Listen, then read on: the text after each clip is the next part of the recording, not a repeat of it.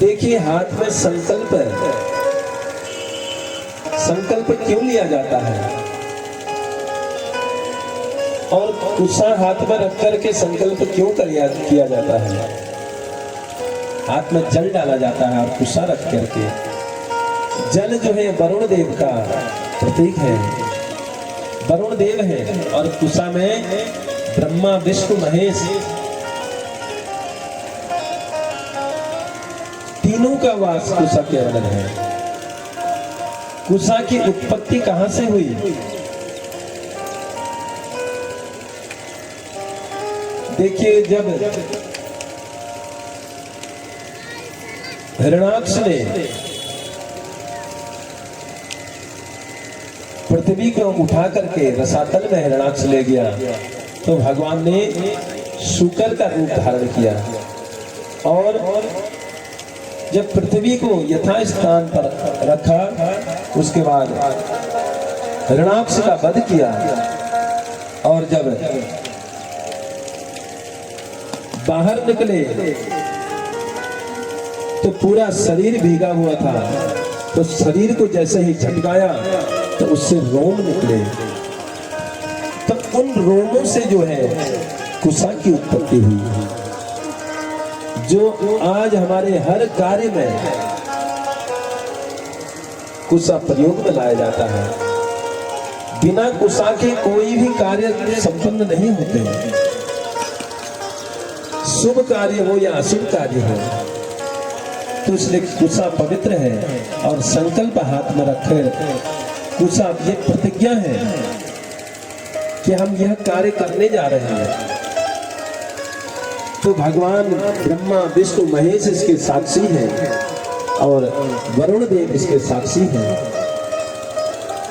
तो उनको साक्षी रखते हुए संकल्प लिया जाता है। तो संकल्प लिया, हाथ में कुशा और पानी देकर के संकल्प कराया गया, कन्या को पाला पोसा, और आज विदाई जब होती है तो बड़ा कष्ट होता है, तो इधर मंत्रोच्चारण हो रहा है और हिमालय और मैना रो पड़े। तब भगवान भोलेनाथ के हाथ में पार्वती मैया का हाथ थमा दिया, तो जैसे ही भोलेनाथ ने हाथ पकड़ा, आकाश से धुंधियां बजने लगी, खूब जयकारे लगने लगे, बोल शंकर भगवान की जय, बोल पार्वती मैया की जय। तो खूब जो है जयकारे होने लगे और सभी को दान दक्षिणा दी गई। लिखा है गवाम लक्ष्यम हयानाम च संजितानाम सतम तथा दासीनाम निरक्तानाम लक्ष्यम सद्रव्य भूषिता। तो क्या क्या दिया गया? लिखा है इसमें 1 लाख गाय और 1 लाख घोड़े सजा सजा करके दिए। दासीनाम नुक्तानाम पार्वतीनाम तद्रव्यम। तो दासियों को जो है पार्वती के पसंद के 1 लाख दासियां जो वहां है, 1 करोड़ हाथी और इतने ही रथ, इतना दान दिया। हिमाचल और मैना ने, हर पिता कन्या को देता है तो अपने हैसियत से ज्यादा देता है, तो देने में कोई कमी नहीं छोड़ी। यहाँ एक बहुत अच्छी बात कही है, लिखा है कि जिन बेटियों के मायके से कुछ ना मिले,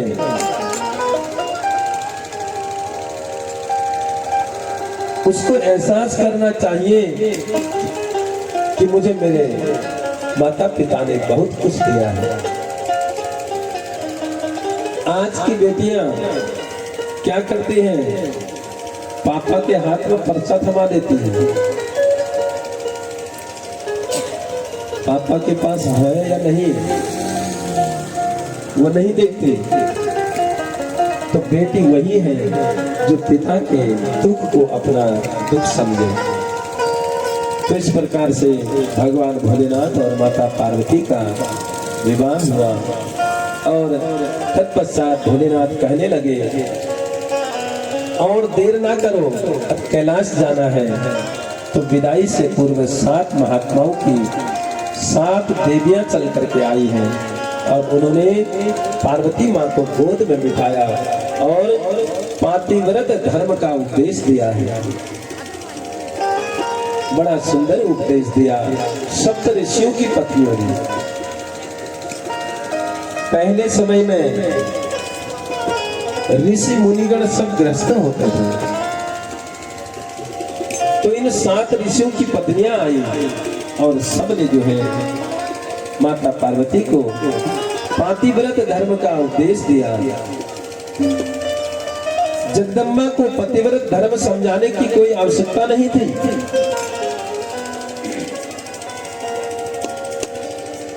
ये पार्वती के माध्यम से जगत के लिए इसका वर्णन किया गया है। वो तो साक्षात भगवती हैं, उनको आशीर्वाद, उनको क्या पातिव्रत धर्म समझाना है। परंतु पार्वती के माध्यम से जगत को यह संदेश दिया। इसका वर्णन किया गया। जिस प्रकार मां अनुसुईया ने जानकी के माध्यम से इस जगत के लिए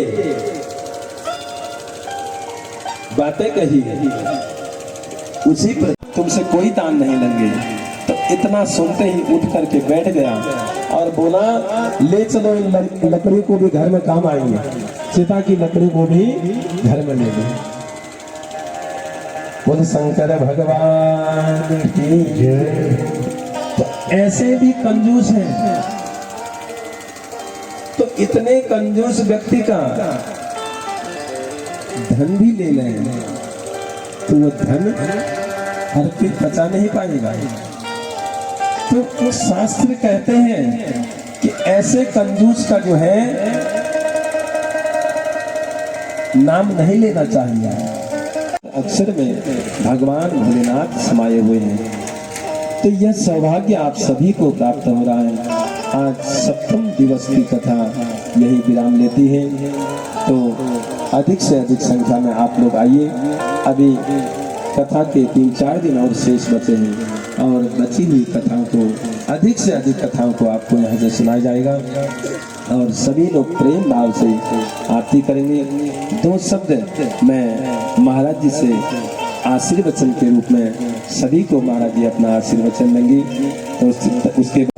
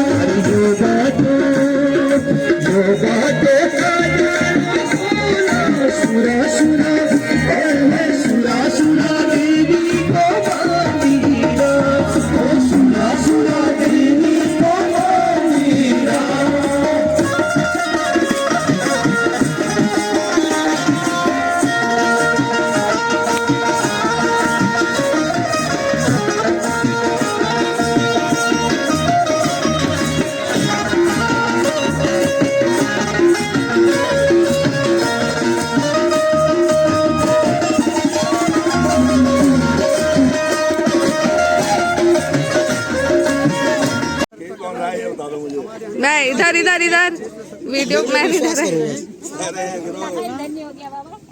हाँ हाँ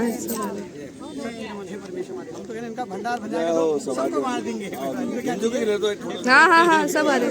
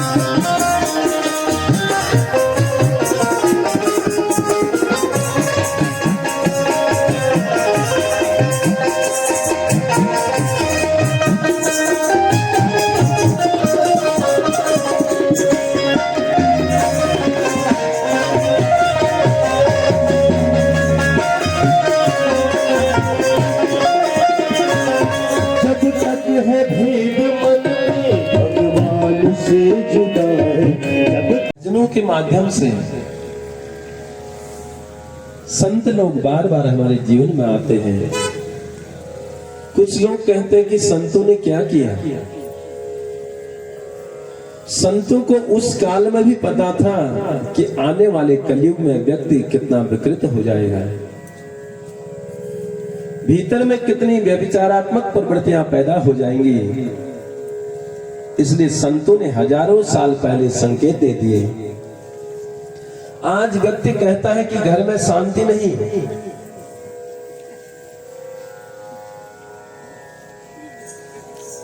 ऋषियों ने शांति का संदेश दिया। के ऊपर कलश का जल छिड़क कर कहते हैं ओम द्योः शांतिरंतरिक्षगुं शांति पृथ्वी शांति। शांति का जल छिड़कने मात्र से शांति नहीं हो सकती है। उस मंत्र में कितना बड़ा संदेश दिया है। लिखा है द्योः शांति, अंतरिक्ष में भी शांति हो। कलयुग में इतना जो है अत्याचार होने लगे हैं, अब अंतरिक्ष में भी शांति नहीं। भगवान भी जाकर के हिमालयों पर बसे, लेकिन वहां भी अब शांति नहीं, क्योंकि वहां भी जमीन काट करके रोड पहुंचा दी है। भगवान के धाम देखिए, ऐसे ऐसे जगहों पर बने हैं जहां पहले समय में लोग महाप्रयाण करने के लिए ही जाते थे, यह सोच के नहीं जाते थे कि वापस भी आएंगे। भगवान केदारनाथ देखिए कहां हिमालय में जाकर बसे हैं। लोगों ने वहां जाकर भी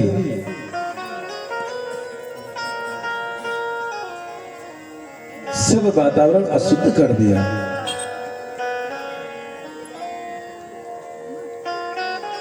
देखिए, यह उपदेश देने से पहले स्वयं हमको अपने रास्ते पर चलना होगा। उसके जिम्मेदार हम खुद हैं, क्योंकि हमें पहले स्वयं चलना पड़ेगा। दूसरों को सुधारने की बात तो बाद में है, पहले स्वयं सुधरना पड़ेगा। बुरा खोजन में चला, बुरा न मिलिया कोई, जो तन झांका अपना, तो मुझसे बुरा न कोई। हम दूसरे में बुराई देखते हैं, पहले अपने आप को देखो, हम कहां तक सही हैं, तब दूसरे के ऊपर दोषों को फिर देखो।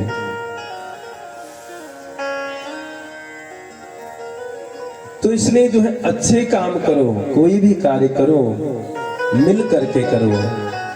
सम गच्छध्वम संबद्धम, मिल करके करो, वो कार्य जो है अपने आप सफल हो जाता है। और अच्छे कार्य कोई भी हो, उसको कल पर नहीं छोड़ना चाहिए। काल करे सो आज करे, आज करे सो अब। जो कल करना है उसको आज कर लीजिए, और जो आज करना है उसको तुरंत कर लीजिए। जो अच्छा काम हो तो उसको तुरंत कर लीजिए, और जब बुरा काम करना हो तो उसको कल पर टाल देना चाहिए।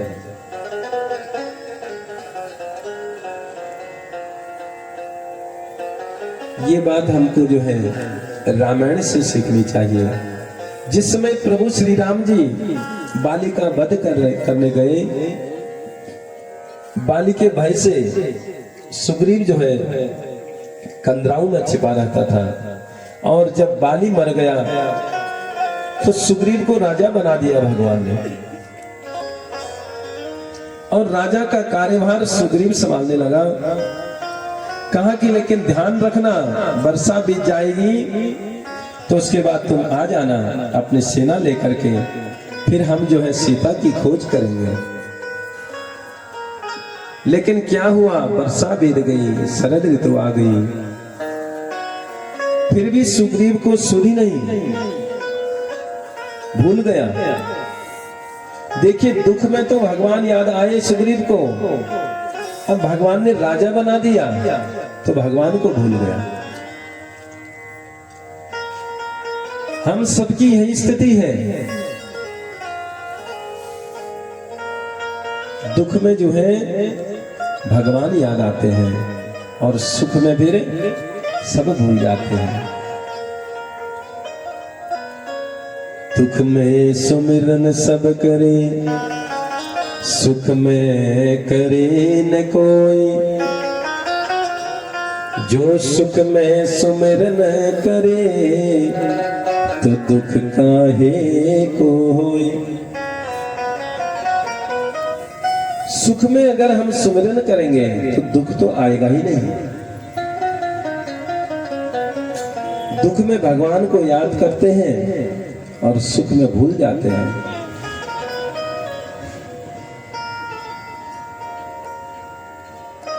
महाभारत का युद्ध हुआ, जब श्री कृष्ण जाने लगे द्वारिका को,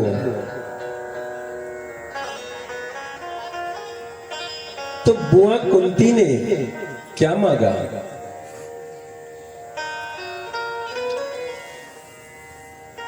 क्या कहा भगवान से? क्या कहा? कुंती बुआ ने दुख मांगे, भगवान से दुख मांगती हैं। तो भगवान ने कहा, बुआ ये तुम क्या कह रही हो? लोग दुखों से दूर भागते हैं और आप जो है कह रहे हैं कि मेरे जीवन में ऐसे ही दुख आते रहे जैसे आज तक आए थे। तो भगवान ने कहा, यह आप क्या मांग रही हैं? कहा कि प्रभु, क्योंकि मैंने अनुभव किया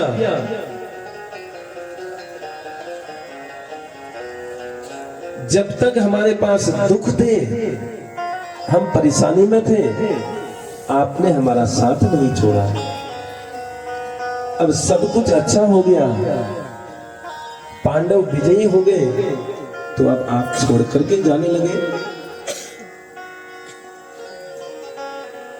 तो इसलिए मैं एक ही वरदान मांगती हूं कि मेरे जीवन में दुख आते रहे,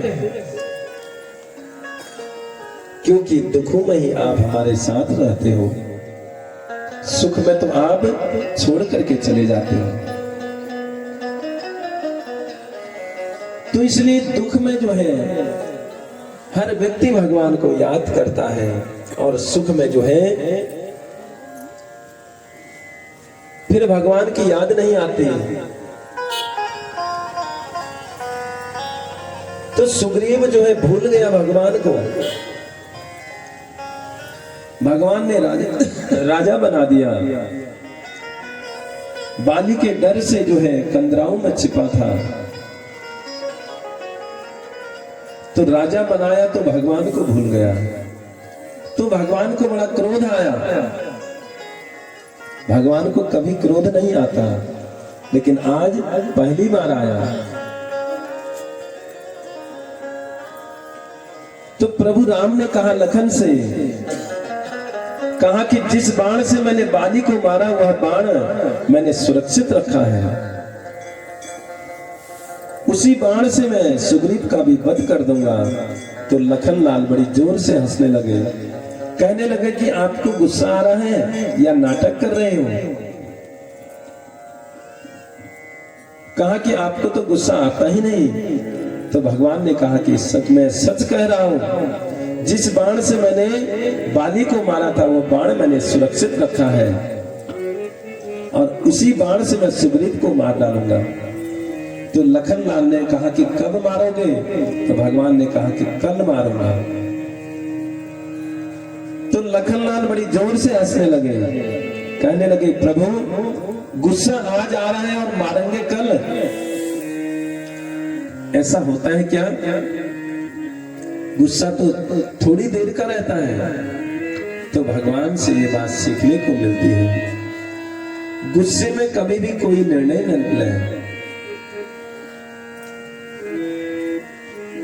तो उसको कल पर टाल देना चाहिए, क्योंकि कल तक गुस्सा वैसे ही शांत हो जाएगा और फिर कोई बुरा हमारे हाथ से नहीं होगा। तो इसलिए अच्छे कार्य जो है तुरंत उसका निर्णय लेना चाहिए। तो इसलिए कहा है काल करे सो आज करे सो अब, पल में परलय होएगा बहुरी करोगे कब। तो कल की फिर किसने देखी? तो इसलिए अच्छा निर्णय जो लेना हो, अच्छे कार्य मन में विचार आए हो, तो उसको तुरंत कर लेना चाहिए, उसमें देरी नहीं करनी चाहिए। तो इस प्रकार से जो है आकाश में भी शांति होगी, अंतरिक्ष में भी शांति, पृथ्वी में भी शांति हो, जल में भी शांति हो, वनस्पतियों में भी शांति हो। घर में जो है तुलसी का वृक्ष लगाइए, फिर घर वह घर नहीं रहता, वह घर फिर वृंदावन बन जाया करता है। तो वृंदावन जहां होता है भगवान वहां जरूर आते हैं। तो इसलिए भगवान के आने से पहले तैयारी करनी होती है। जैसे बालक अभी आया नहीं, उसकी तैयारी पहले से करनी होती है। तो संस्कार तो जन्म से ही डालने पड़ते हैं, जन्म से ही संस्कार डालने पड़ते हैं। जन्म होने से पहले भी संस्कार जीवन में आते हैं। प्रहलाद जी का जन्म हुआ तो जन्म से पहले ही माँ कयादु ने जो है खूब भगवान की कथाएं सुनी, भगवान की भक्ति करी। तो प्रहलाद जैसे